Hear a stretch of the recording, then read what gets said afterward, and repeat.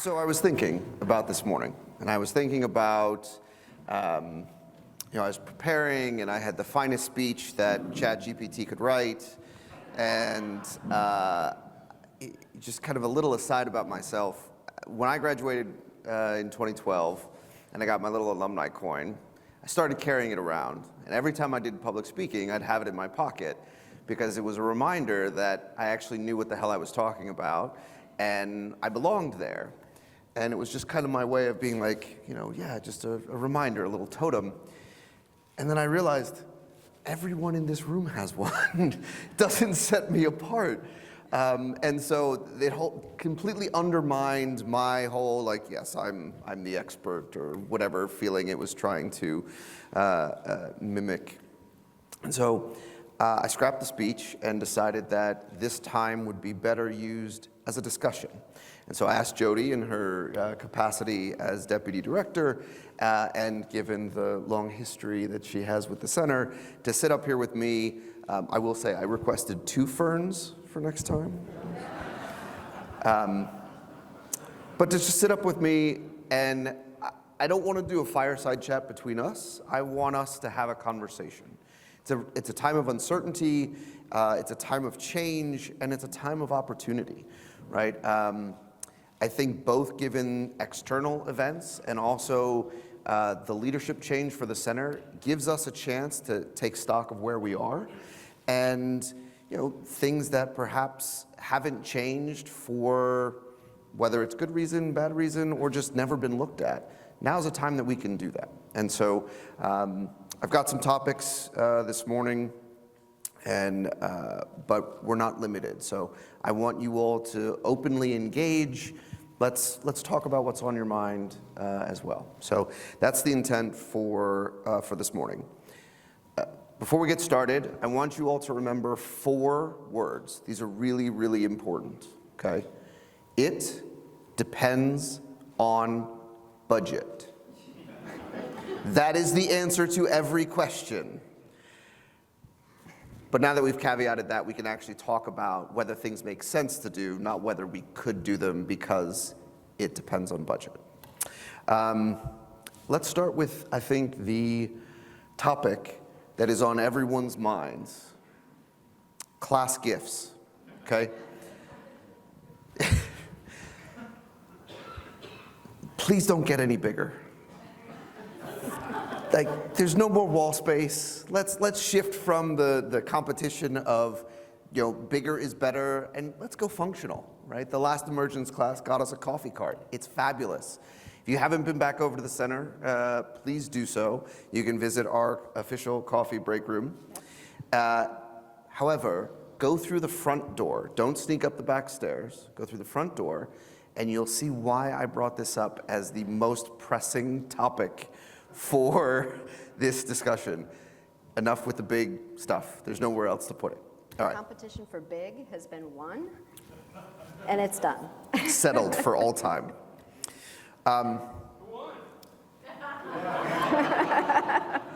Go through the front door, and you'll see. Still waiting for the. There you go. Yeah. Thank you, and I mean that from the bottom of my heart. All right, so taking stock of where we are, right? I think, and I had this conversation with some of you last night, the center is a special place, and for a lot of reasons.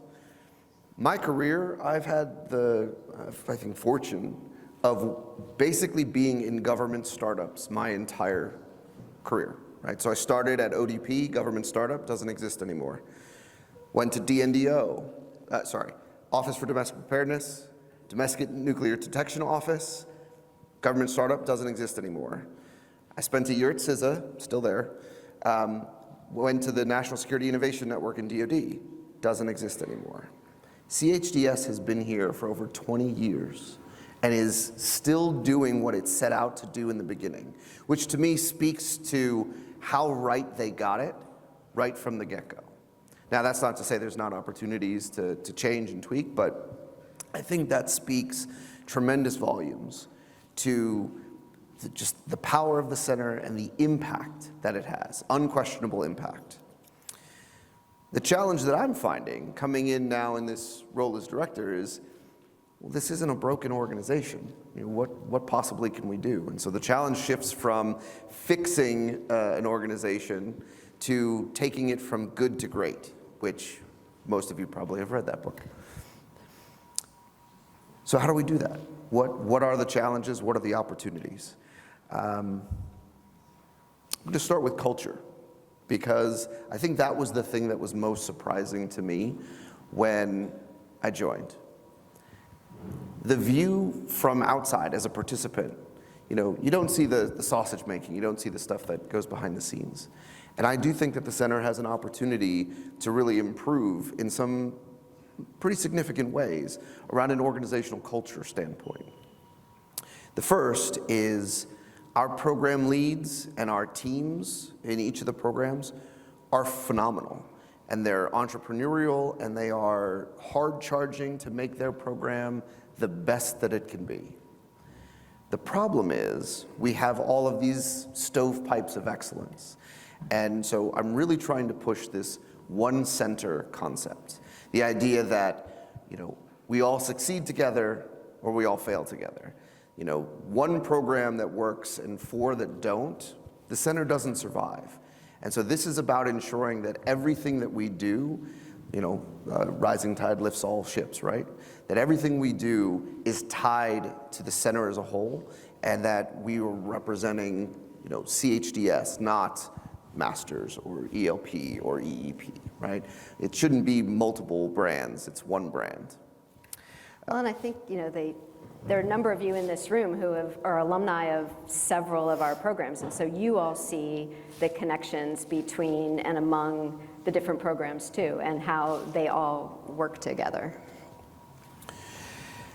Second, on the culture front, we are so mission focused, and I don't say that as a bad thing, but I think there's a bad habit that has resulted as being so mission focused. And that's we don't say no.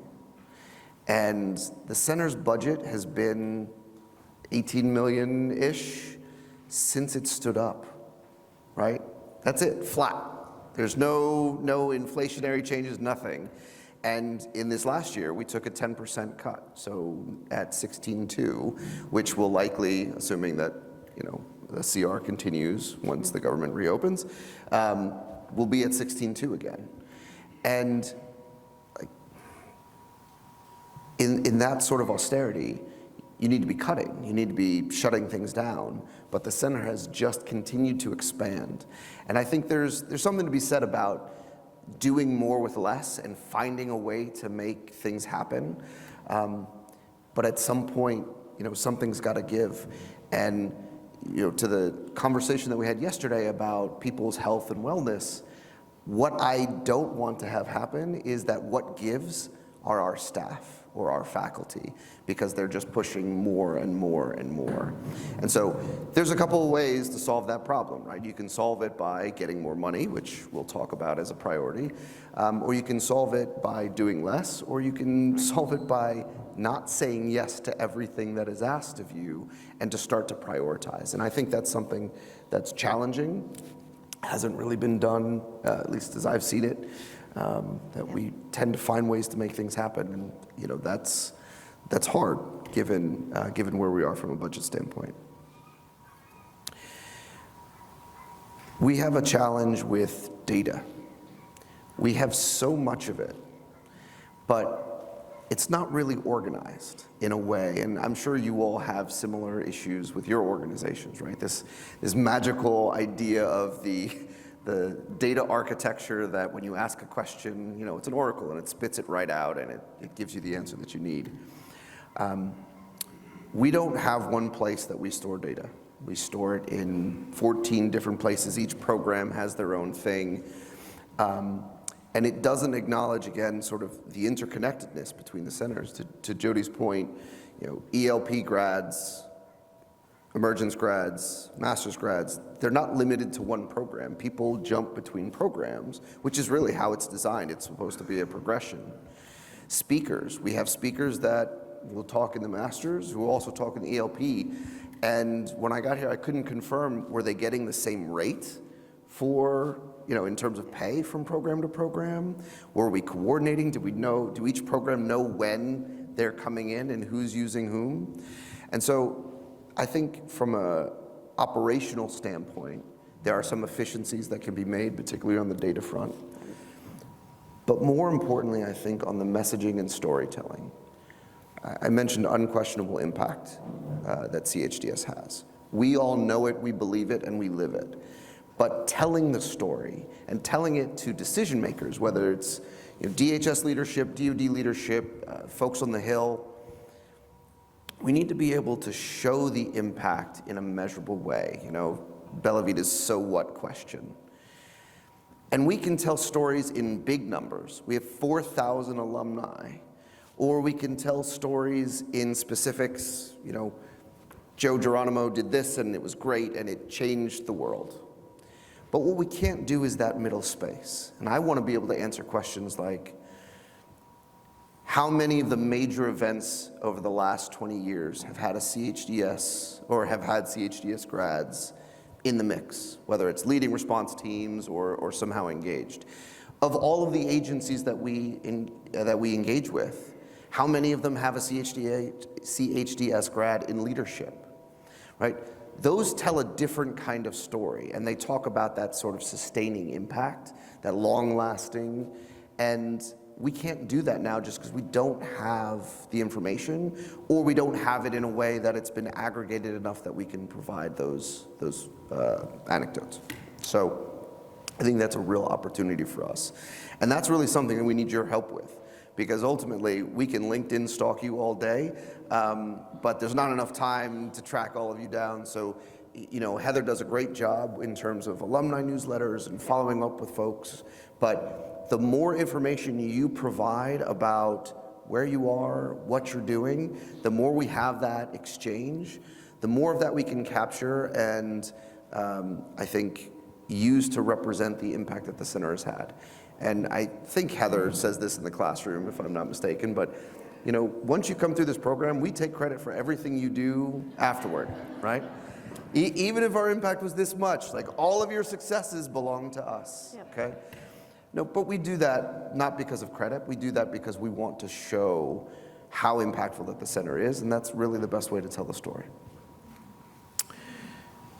Do you have any thoughts on data? I mean, you've been living that for years. I do, because in my head, I know where all the data are, but it's a real challenge to pull it together in that way that you can take action, make decisions quickly. So we have a lot of room there. We, certainly from my technical background, we have a lot of kind of organizing and consolidating to do. It speaks to what Greg was saying about we say yes to so many things, and so we have a lot of different programs, but they aren't as tied together as they need to be. So we have a lot of data work. One thing that we're doing right now that's exciting, and I want to give credit to the tech team and to Jeremy Roush over here, is Jeremy's very high level on what's happening with generative AI right now, and he's really taken the lead on giving us some really great tools and foundations and understanding to use generative AI tools to kind of bring that data together and ask those types of questions. It's an amazing time right now that we're not so locked into structured data sets, and we can start to ask questions and pull information together in natural language over information that's not so structured. So we're, even with our limited resources and challenges, we're making headway there, and that's really exciting to see. So I mean, you probably are all seeing the same thing in your agencies and organizations, and it's a really interesting time to think about how can we look at data questions differently, because now we have some tools that we didn't have even just a year or two ago. So that's been an exciting front, and it depends on budget, but I think we're going to move in that direction pretty quick. So. Nice. I think I'd be remiss if I didn't talk about a little bit about the challenges facing organizations today in terms of what a lot was discussed yesterday, right, about downsizing and figuring out things to turn off. And I believe that what CHDS has been doing for the entire duration has been in line with what they're trying to do, what the administration is trying to do today, right? Increased efficiency, self-sufficiency for state and locals, right? Critical thinking and innovation, right? Partnering with the private sector. All of these things are in line with what this administration is putting forward, and I think that's a good story for the center. My concern is that we're not going to be able to tell the story. We're not going to have that opportunity. And so we really need champions, and we need champions at all levels of government, we need champions in the private sector, and we need champions on the Hill. And so there are some things that I can do and the center can do in that space, but there are a lot of things that we can't because of laws. Who knew? So working through the association, I know Elaine and I have been talking about some changes that the association is looking to make on that front. I want to figure out how do we harness all of our capacity and in roles that are appropriate to ensure that we have champions where we need it. The center has, what, 3 or 4 times been zeroed out in the president's budget, is that right? Yep. And every time we've been put back in because someone has stood up and advocated for us and fought for us. And that is so important right now. This isn't about, pulling the wool over anyone's eyes. I think our story speaks for itself if given that opportunity. And so finding those opportunities to put forward the good work that we're doing, I think is more critical than ever. Budgets. So I wanted to tee this up just before we shifted into the opportunity space, because I really think that the opportunities that we have before us far outstrip the challenges that we're facing.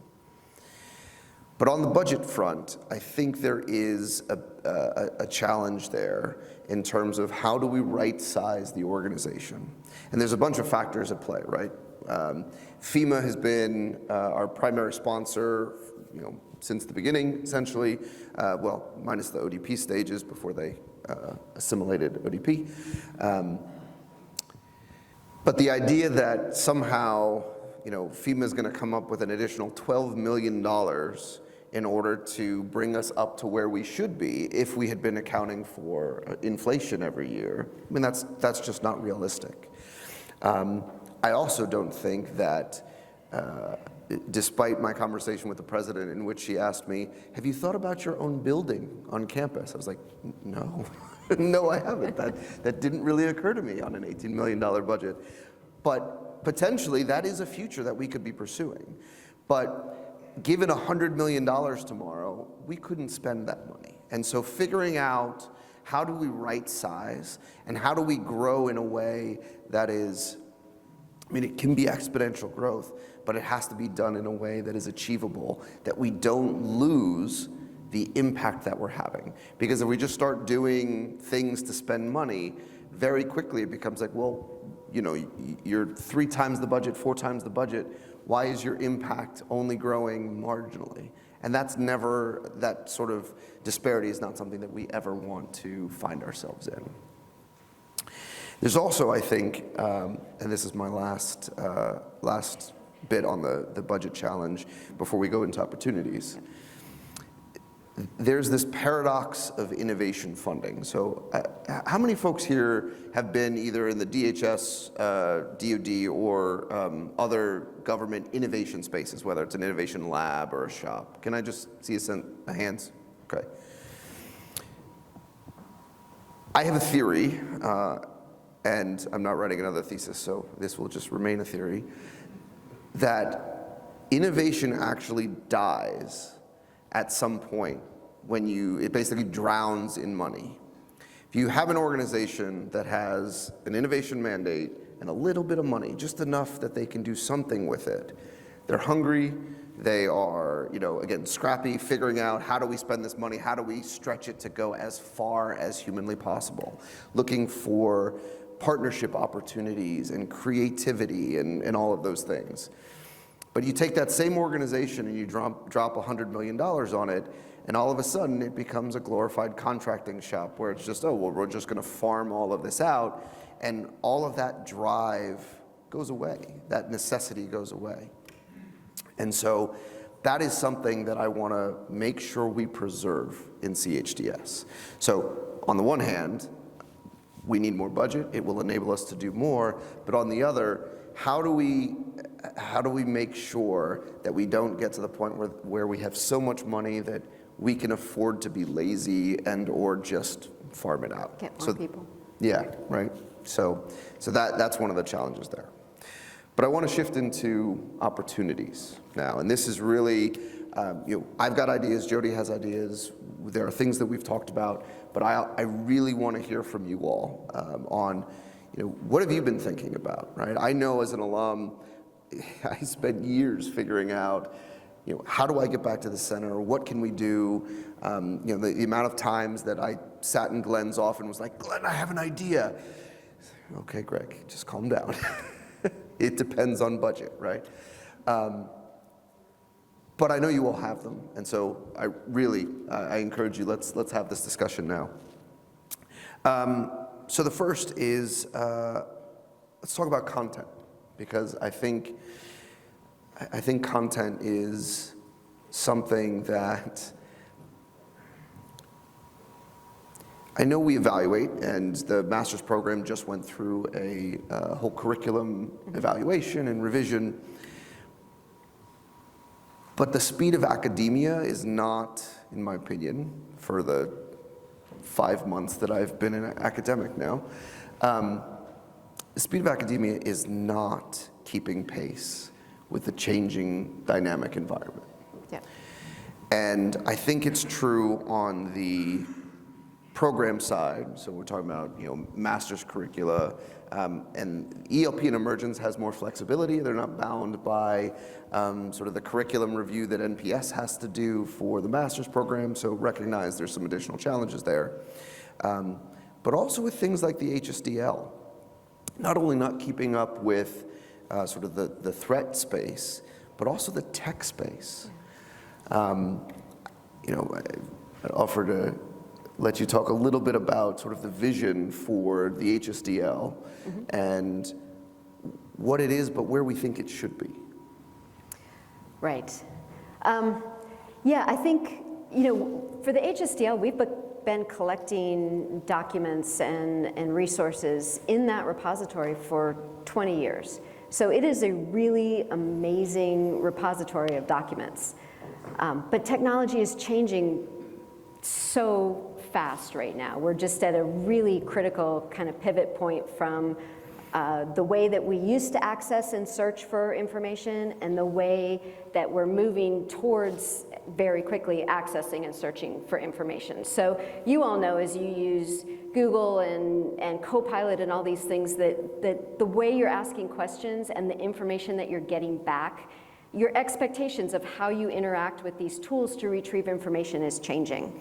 And when you're a small development team on the backside, keeping up with that is really hard. So the HSDL is at this amazing point where the opportunity to actually look at this repository of documents and start asking hard questions like, what is it telling me across the board about what we have? What's telling me about what we don't have? Like take, for example, we have a great collection of lessons learned documents. Well, what can we learn from that with some of the new tools about, really what lessons have we learned? Where have we learned them? Where have we not learned them? What didn't work? What worked? And generative AI right now is giving us an opportunity to get in, unlock all the data stored in these PDFs and ask those questions. But with budget challenges and other challenges, it's really hard to get the framework of a system like a library or almost any of the systems we're using right now shifted over fast enough to take advantage of that.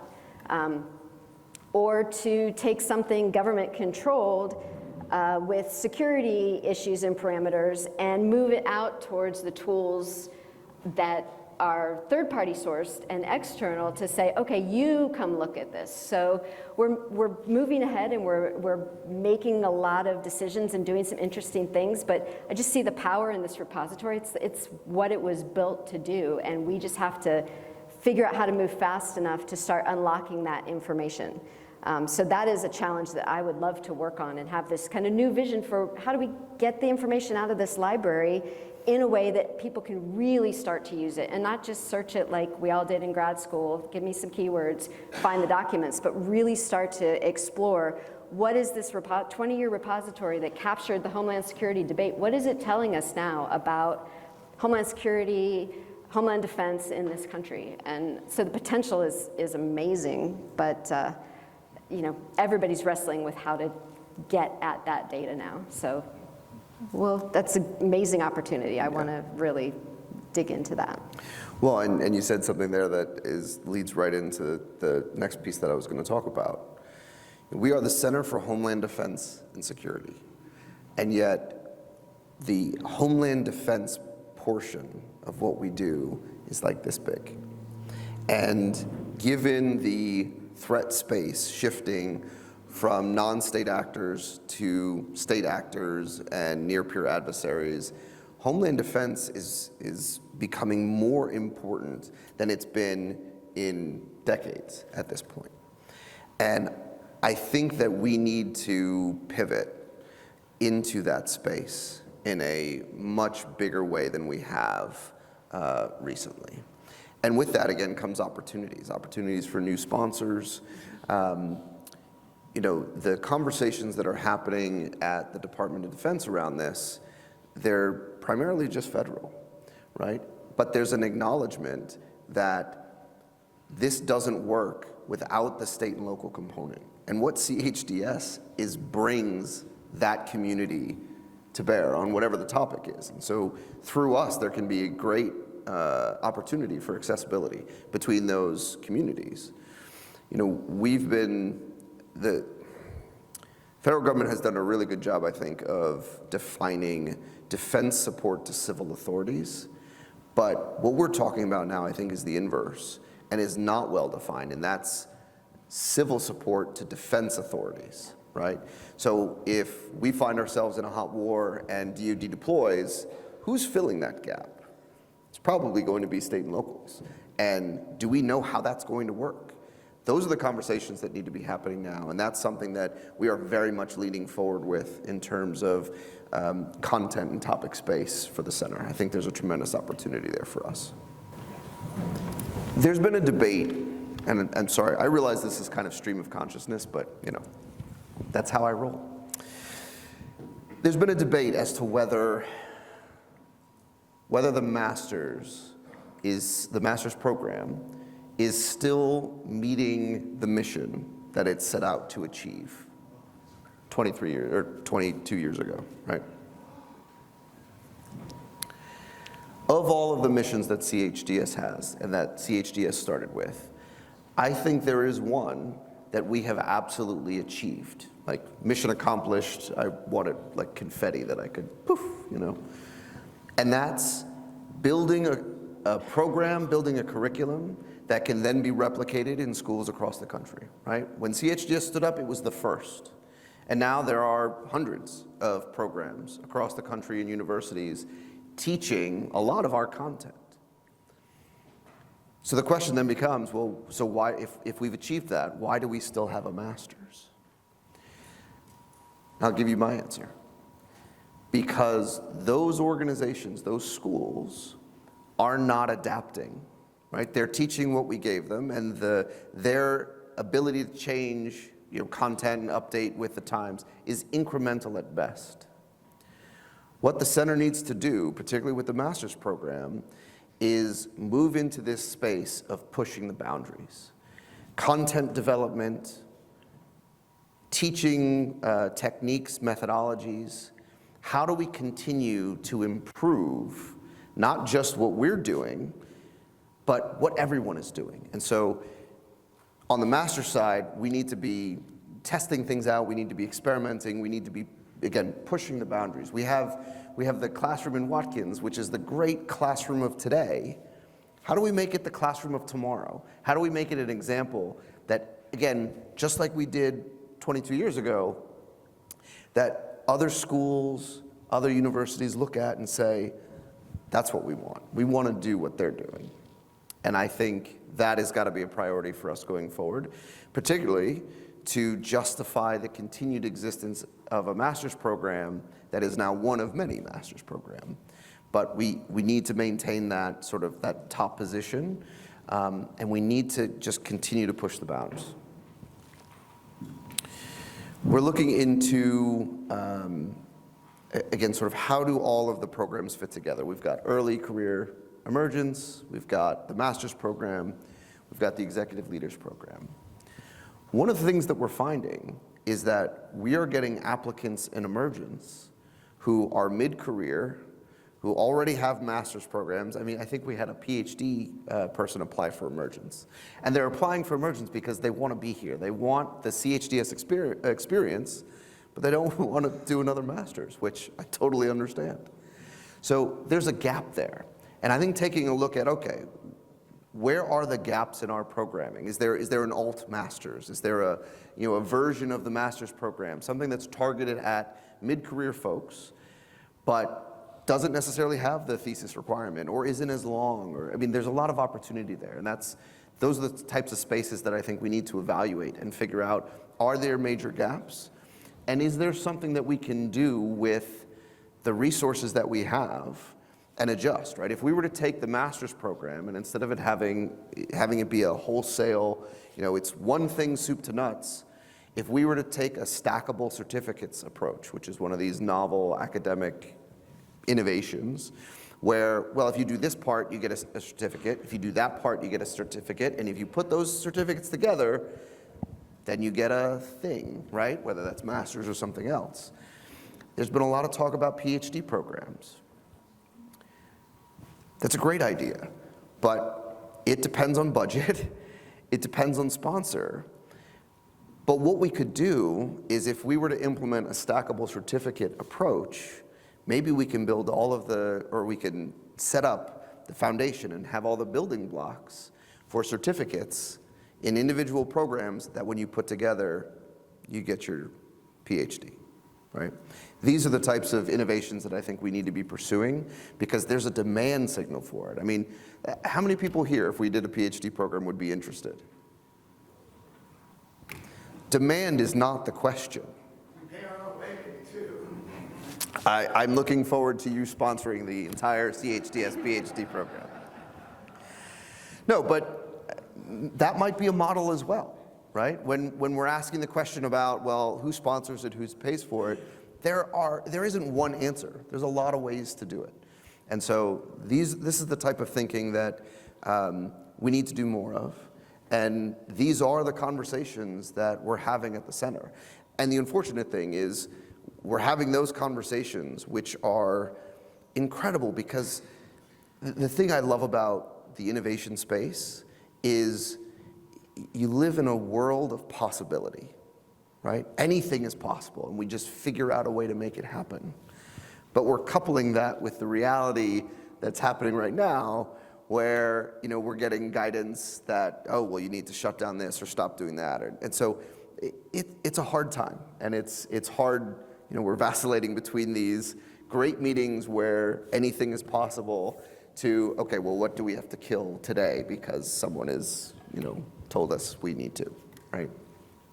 It's a challenging space to be, but I think it's temporary. I do too, and after being here for such a long time, I think somebody last night called me a fixture, so thank you for that. I appreciate that. But I'm really, despite the frustrations of some of the decisions that come down that we have to deal with every day and the budget issues and other issues, I'm really excited, again, about opportunities here. We, built these great programs, ran them for a long time, but there's a lot of energy at the center right now. And at all levels. I think all the staff is feeling that possibility again. Like, what ideas do we have? How can we make them work? Asking the questions that, things that we've maybe assumed were a certain way. We're asking the questions again, like, does it have to be that way? What if we did it this other way? In that kind of innovation space. And so for someone who's been fixed here for a little while, I'm just really excited to be here right now, kind of looking forward to what we can do to build on the amazing things that you all have made the center. It's fun. I mean, a lot of days it's not fun when I have to do certain things that I don't like to do, but most of the time it's fun. It's a fun place to be. So I appreciate that turn that we're making under the stress of budget and all that stuff that pushes you forward to think a little bit differently. Like, how do we fix these problems that we have? Well, we could do this and this and this, and it's great. So that leads me into, I think, the last piece before I want to just open it up to open discussion. This approach of asking questions, and it's great because I come in and I can plead ignorance, be like, well, I don't know, let me just ask these questions that would seem basic, but what we're finding is we're getting answers that we didn't expect. So when I got there, it was, we can't teach private sector students. NPS doesn't have the authority to teach private sector students in the master's program. So I asked the question. Turns out NPS has the authority to teach up to 125 private sector students a year. Now, that authority is very narrow, and so I submitted a legislative proposal to broaden the language. I wouldn't say it's 50-50. We'll see what happens. But we're trying to figure out if there are ways that we can leverage the language as it stands now to bring more private sector folks into the classroom. I had a meeting last week with the NPS Foundation and said, what would be great is if we could accept private sector donations. And they're like, sure, how much? I'm like, what? So we're still working out, the details on how that happens, but we think that pretty quickly we'll be able to open up both in-kind and monetary donations from the private sector to support the center itself, to support additional folks in the classrooms, new programs. I mean, it really opens up a whole new avenue for us in a way that just, it's almost limitless. International students. There's an international student office at NPS. We are currently engaged in conversations with them. And last week, when did the thing? Yes. So last week we got approval to list our master's program in the international catalog of NPS programs. So foreign governments will pay for their students, or their employees, their staff, to come here and take classes. So one, we can get additional perspectives that I think are really important and valuable in the classroom in the terms of international students. And two, if done right, we could potentially restore the third cohort of the master's program that we had to cut just with international students. If we get 32 international students, we'll take them, divide them between 3 cohorts, and now we have 3 cohorts again. And that didn't require more burden on FEMA or DHS from a funding standpoint. So looking at diversifying our funding sources, nothing is like done. We don't have anything that's, yes, we've got money rolling in and our problems are solved, hallelujah. But we're on the way. And I think we have some really promising opportunities ahead of us in terms of private sector participation, international students, and then the donations. And I'd really like to use at least some of those donations to get more NGOs in the classroom. I firmly believe that our classrooms should reflect the people, when disasters happen, who are the folks that come together to solve that problem? And it's not limited to federal, state, and local. Right? So how do we make sure that all of the folks that play, whether it's the Walmarts or the Red Crosses or whomever, are in the room with us so that we can build that camaraderie, we can have those conversations, and we can understand the perspectives and their objectives.